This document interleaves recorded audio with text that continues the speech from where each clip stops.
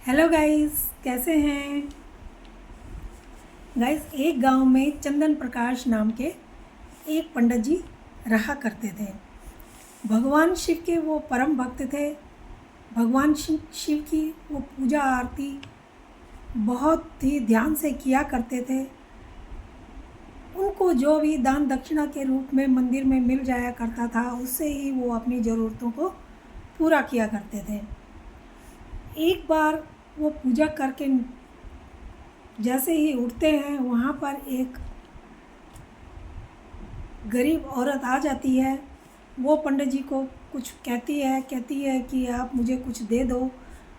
पंडित जी कहते हैं मैं तुम्हें क्या दूँ। तभी वो अंदर जाते हैं और कुछ फल और मिठाइयाँ उठाकर लाते हैं और उसको वो दे देते हैं। कहते हैं ये रख लो, तुम्हारे ये काम आएंगे। वो पंडित जी को बहुत सारा आशीर्वाद देती है और कहती है भगवान आपको सदा खुश रखे और जीवन में सदा खुश खुश रहो और जीवन में सदा आगे बढ़ो।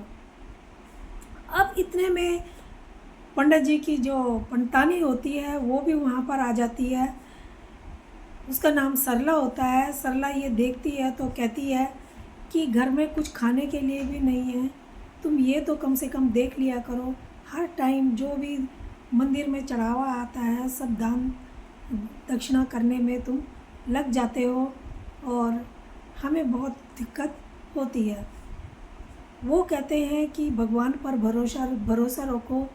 भगवान शिव हैं, वो अपने भक्तों को कभी भी किसी चीज़ की कमी नहीं होने देंगे और आ जाएगा, तुम क्यों चिंता करती हो।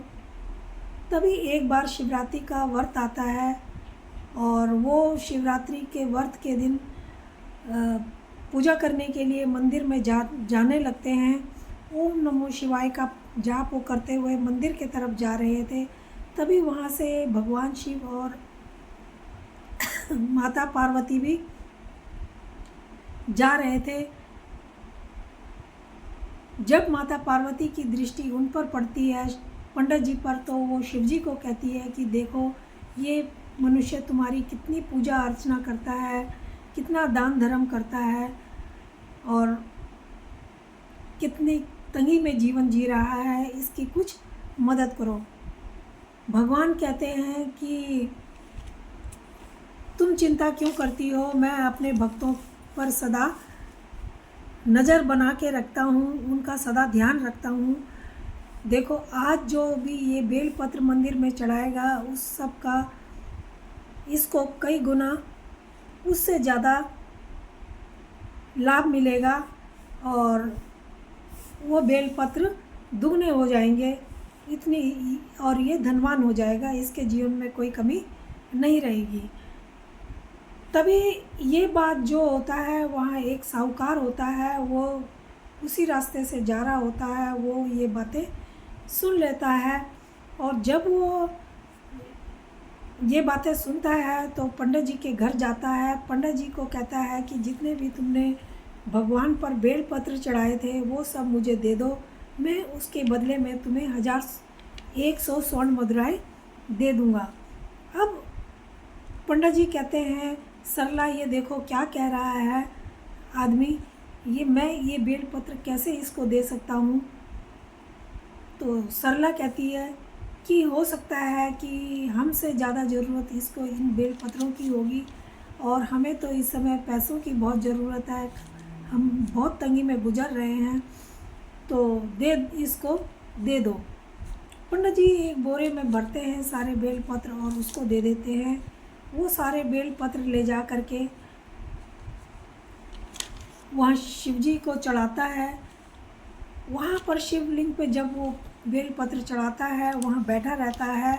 आधी रात हो जाती है, वो वहाँ बैठा बैठा थक जाता है। अब उसको गुस्सा आने लगा था और सोच रहा था मैं तो कब से इंतज़ार कर रहा हूँ लेकिन अभी तक तो कुछ हुआ नहीं। वो शिवलिंग को पकड़ता है और हिलाने लगता है। तभी उसके जो हाथ होते हैं वो वहाँ पर चिपक जाते हैं और वो हाथ को बहुत छुड़ाने की कोशिश करता है लेकिन हाथ उसके नहीं छूटते। तब वो कहता है ये क्या हो गया, और भगवान से क्षमा प्रार्थना करने लगता है। कहता है भगवान मुझे क्षमा कर दो और मेरे हाथ क्यों नहीं छूट रहे हैं।